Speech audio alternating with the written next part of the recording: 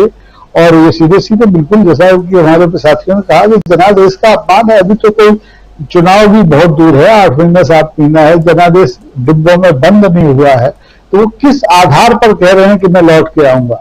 अगर वो भविष्यवक्ता है, अच्छी ज्योति है, तो बहुत अच्छी बात है, वो आए, उनका स्वागत किया जाएगा, लेकिन जनता से पहले मिल तो लें। वो जनता से मिलते नहीं, जनता के प्रतिनिधियों से मिलते नहीं, संसद में 2 घंटे 12 मिनट बोलते हैं और लाल किले की प्राचीर में 90 मिनट में उनकी हवा खराब हो जाती है।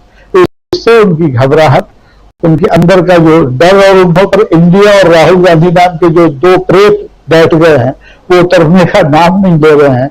और इसी खिसियाहट में आज उन्होंने बहुत ही निम्न स्तरीय भाषण, इसको मैं कहूंगा, मैं बिल्कुल संतुष्ट नहीं हूं। मैंने बहुत से भाषण जैसे मैंने जिक्र किया सुने हैं, और वो लगभग सभी की स्क्रिप्ट में संभाल के रखता हूं, मुझे बड़े अच्छे लगते हैं ये भाषण। लेकिन आज मैं बहुत दुखी हुआ कि मेरे 90 मिनट बेकार गए, न कोई नई योजना मेरे सामने आई, देश के सामने आई, न विदेशों को हमने कोई उत्तर दिया, न पड़ोसियों के बारे में कुछ कहा कि हमारे रिलेशनशिप कैसे होने वाले हैं। सिर्फ ये कहा कि मैं आने वाला हूं और मैं आऊंगा तो ये फिर से करूंगा। तो वो क्या करेंगे? नफरत के बीच फिर से बोएंगे। तो अच्छी बात है, इसके लिए अगर देश तैयार है तो उनको बुलाए, उनका स्वागत करें। राजीव जी जी बिल्कुल, अगर देश तैयार है, लेकिन क्या देश की जनता तैयार है 2024 में भी प्रधानमंत्री नरेंद्र मोदी का स्वागत करने के लिए? ये बड़ा सवाल है। आना चाहता हूं अमलेंदु उपाध्याय जी आपके पास। विपक्ष किस हिसाब से यह दावा कर रहा है कि ये मोदी जी का विदाई भाषण था? अमलेंदु जी। राजीव जी, मुझे लगता है कि विपक्ष भी उसी हैसियत से दावा कर रहा है जिस हैसियत से प्रधानमंत्री दावा कर रहे थे कि अगली बार भी आकर के वही जो है देश की उपलब्धियों का बखान करेंगे। तो जो दावे प्रधानमंत्री कर सकते हैं वो दावे विपक्ष भी कर सकता है। कोई अभी तक संवैधानिक रूप से कोई रोक तो लगी नहीं है कि जो दावे प्रधानमंत्री कर सकते हैं वो विपक्ष नहीं कर सकता।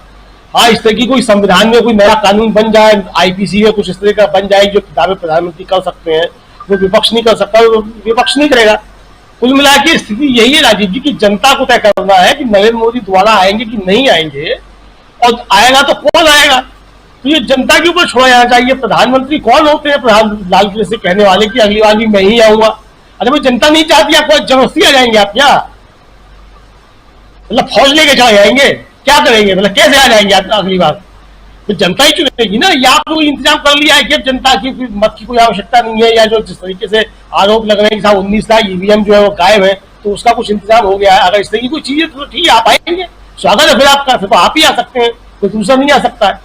तो प्रधानमंत्री ने जिस तरीके से वहां से बातें की, तो मुझे लगता है कि वो भी एक संवैधानिक दायरे के अंदर बातें नहीं थी। विपक्ष जो कह रहा है वो निश्चित तौर पर अपने दावे पेश कर रहा है, वो कह रहा है हम जनता के बीच है, हम जनता की बात सुन रहे हैं। तो जनता क्या बात किया रहा है, हम कह रहे हैं कि आप नहीं आएंगे।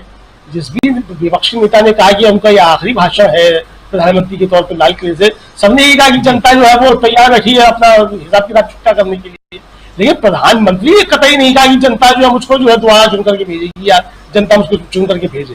तो यह मुझे लगता है कि दोनों के बीच का एक अंतर जो है साफ तौर पर देखा जा सकता है कि विपक्ष जो है जो बात कह रहा है वो जनता के मूड के आधार पर कह रहा है। प्रधानमंत्री जो कह रहे हैं वो अपने अहंकार के उसमें कह रहे हैं, और शायद वो स्वयं को भारत से भी बड़ा समझने लगे।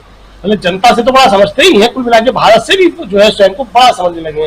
क्योंकि आज प्रधानमंत्री ने जिस तरीके की बातें की उसमें कहीं भी जो था वो भारत का गुणगान नहीं बल्कि प्रधानमंत्री का स्वयं का गुणगान था सब तरीके से जो भी।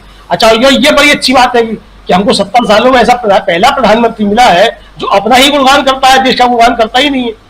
तो अब ये भी देखने की स्थिति है कि क्या है, मतलब ठीक है आपको इंडिया से चुनाव हो सकती है भाई, भारत से चुनाव क्यों हो?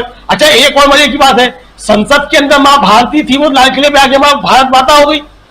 यानी संसद में जब प्रधानमंत्री बोल रहे थे राहुल गांधी के भाषण के बाद, प्रधानमंत्री ने एक बार भी भारत माता शब्द इस्तेमाल नहीं किया, माँ भारती इस्तेमाल करते थे, जबकि राहुल गांधी तो भारत माता कह रहे थे। तो प्रधानमंत्री पहले तय करें कि उनके लिए भारत माता या माँ भारती है, क्योंकि माँ भारती जो संघ परिवार की है, भारत माता इस देश की है।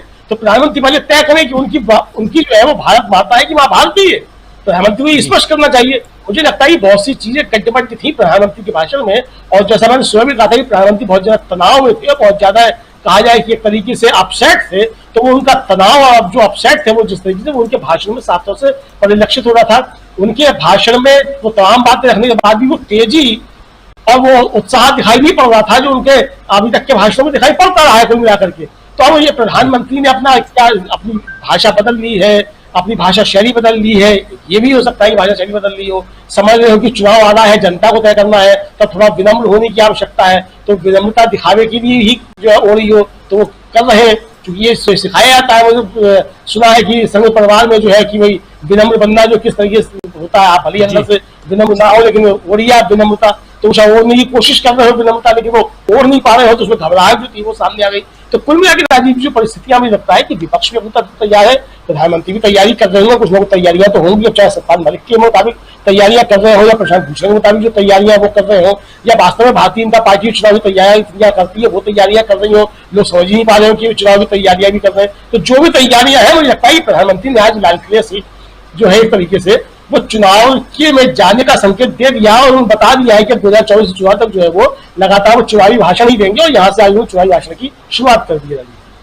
जी जी, डॉक्टर दीपक पासपोर्ट जी, दीपक जी कैसे माना जाए, ये एक सवाल यहाँ इन्होंने अमलेंदु उपाध्याय जी ने बहुत शानदार ढंग से यहाँ सामने रखा है कि विपक्ष की तैयारियां इधर सत्ता पक्ष जो है वो तो चूंकि उसके हाथ में सब कुछ है, अब तो इलेक्शन कमीशन भी अब किसी न किसी रूप में सत्ता पक्ष के पास ही जाता हुआ दिखाई दे रहा है। और ऐसे में विपक्ष की तैयारियों से पहले हम अगर सत्यपाल मलिक के इंटरव्यू को देखें तो हम और भी चौंकाने वाले खुलासे वो करते हैं। और इन सब के बीच अगर विपक्ष ये कह रहा है कि नहीं, अगली बार प्रधानमंत्री नरेंद्र मोदी लाल किले की प्राचीर से तो झंडा फहराते हुए नहीं दिखाई देते हैं, तो ये दावे कैसे माने जाएं कि सही है दावे?